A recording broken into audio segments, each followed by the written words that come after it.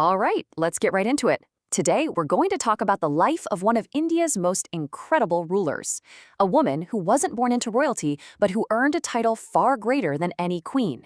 Ahilyabai Holkar, the Lokmata, which means the mother of the people. You know, we're actually going to start near the end of her story, with her own powerful words. As her life was drawn to a close, she didn't see herself as some fading monarch. No, she saw herself as a flame, passing its light on to the future. This one line just perfectly captures the kind of legacy she built, one that wasn't about conquest, but about character. So, picture this. The year is 1795. We're at Maheshwar Fort overlooking the sacred Narmada River. A 70-year-old Ahilyabai is sitting there, just quietly reflecting. And you can almost feel it. The sun is setting not just on the day, but on a truly remarkable life. It's like the end of an era. See, Ahilyabai's real power didn't come from a crown or a throne. Her true strength was something her father called Shabd Shakti, literally word power. It was the sheer force of her integrity, her wisdom, and her absolute commitment to what was right. So how did she become this person? Well, to really understand the queen, you have to go back and meet the girl. Let's rewind the clock and travel back to her small village of Chandi, where these simple, everyday lessons laid the foundation for the ruler she would become. Imagine this scene.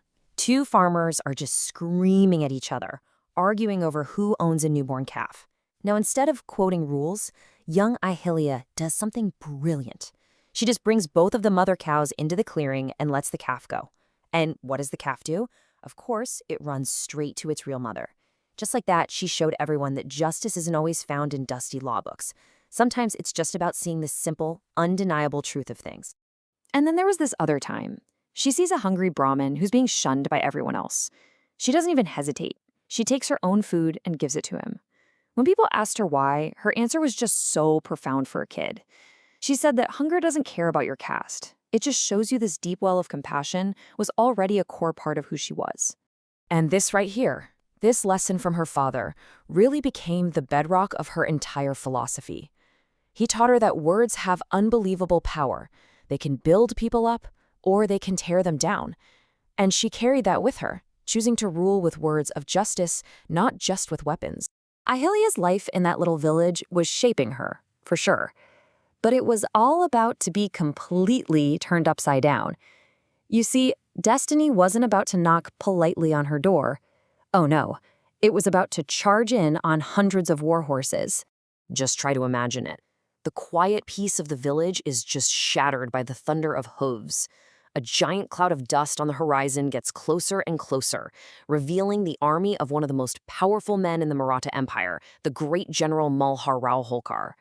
His army is just stopping to rest, and their presence must have been both terrifying and totally awe-inspiring.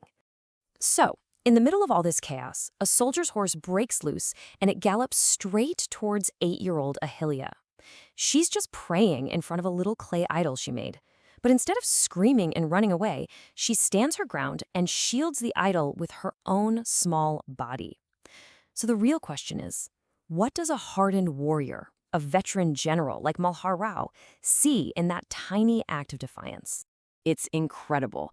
When the general, completely stunned, asks her if she wasn't terrified of dying, her reply leaves him speechless. She asks how someone who's protected by the greatest power in the universe, by God, could possibly be afraid of a lesser power like death. This fearless faith in an 8-year-old girl just floored him. Right there, in that moment, he knew he'd found the future of his entire dynasty. So Mahar Rao saw something special in Ahilya, a vision for his kingdom. He arranged for her to marry his son, Kandero, and brought her from that simple village straight into the royal palace. But this new world, well, it was a whole different game. A complex maze of power, politics, and some huge personal challenges. You know, Ahilyabai and her new husband, Kandero, they were like night and day, complete polar opposites. She stood for wisdom and justice, while he was all about passion and power. She valued the pen and good policy, he lived for gunpowder and the sword. This huge contrast would pretty much define the next chapter of her life. But here's the thing. Malhar Rao didn't just treat her like a typical daughter-in-law. No, he trained her like a future ruler. She learned to ride, to fight, sure, but way more importantly, she just soaked up the complex arts of politics, diplomacy, and especially financial administration. She was mastering every single aspect of how to run a kingdom. And she wasn't just learning from books. She had this natural gift, this incredible intuition.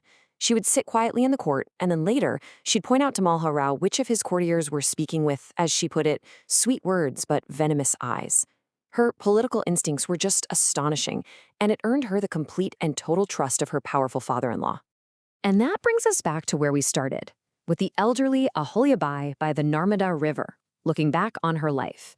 And it was a life marked by so much personal tragedy. She lost her husband, her son, her father-in-law. But through all of that pain, she forged a legacy that would outlive them all. You know, she wasn't remembered as Maharani or Queen. The title her people gave her was Lok Mata. And this is so important. This wasn't some royal decree she passed. This was an honor that she earned, day in and day out, through decades of selfless rule, where she genuinely saw her subjects as her own children. Her entire philosophy was actually pretty simple, but totally radical for the time. The state's treasury, it belonged to the people. A ruler? They were a servant, not a master. She ruled for 30 years, and it was considered a golden age for her kingdom. She rebuilt temples all across India, she sponsored artists and weavers, and she delivered justice with that exact same wisdom she'd shown as a little girl back in Chaundi. And these words, they just bring her whole journey full circle. These are the words Malharao himself spoke to her.